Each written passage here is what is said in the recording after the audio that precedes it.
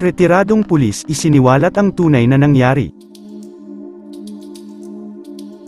Totoo nga ba ang mga isiniwalat ng retired police na sangkot sa insidente? O pawang kasinungalingan lamang? May mga netizens kasi na nakapagsabi na baka daw tinakot niya ang siklista, kaya ayaw na lang sabihin ang totoo. Sumuko na sa Quezon City Police District ang nagmamaneho sa pulang kotse na nag-viral. Dahil ito sa nakaaway niyang siklista na naganap noong August 8, nakilala ang driver bilang si Wilfredo Gonzalez. Makikita sa video na nagkagitgitan ang dalawa rason para uminit ang ulo ng driver ng kotse. Agad nga itong lumabas ng kanyang kotse at hindi napigilang masapak ang siklista. Ang malala pa, napabunot ito ng baril at kinasa na makikita sa viral video. Hindi man niya ito tinutok sa siklista ngunit ikinatakot ito ng mga netizens lalo na ang taong kumuha ng video.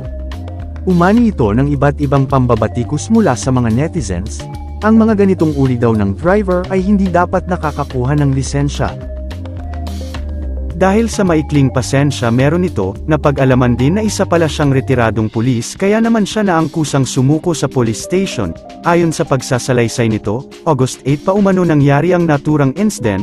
Sa katunayan, nagkapatawaran na umano sila ng naturang siklista sa harap ng pulisya, kung saan siya pa umano ang kusang tumawag. Ako at ang siklista ay pumunta sa police station kung saan kami ay nagkausap, nagkapatawaran at nagkasundong kalimutan na ang nangyari, pahayag nito. May mga ilang netizens naman ang hindi naniwala sa mga inihayag nito. Baka raw tinakot niya lang ang siklista kaya ganito lang ang nangyari. Imposible raw na makipag-ayos agad ito sa ginawa ng naturang retired police. Hanggang ngayon ay wala pang pahayag na inilalabas ang nasabing siklista na nakagitgitan niya. Maraming nagsasabi na ipatulfo action ito para sa mabilisang justice.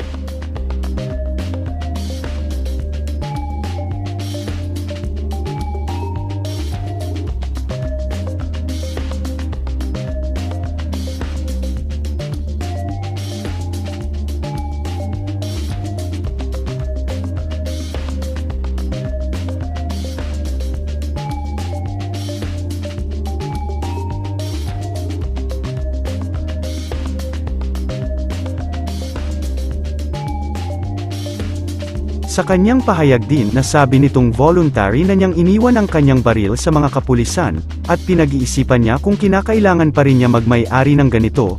Matapos mangyari at mag-viral ang insidente, kami ay gumawa ng sulat na kasunduan at ang kopya ay hawak ko ngayon. Subalit bilang respeto sa kanya, hindi ko po muna ilalabas ito sa media, ang nilalaman nito, aniya. Aminado rin siya sa pagkakamaling nagawa niyang pagbunot ng baril at pagkasa nito kahit hindi umano niya tinutok sa siklista. Sa kasalukuyan ay wala pang salaysay na binibitawan ang siklista na sangkot sa pangyayari.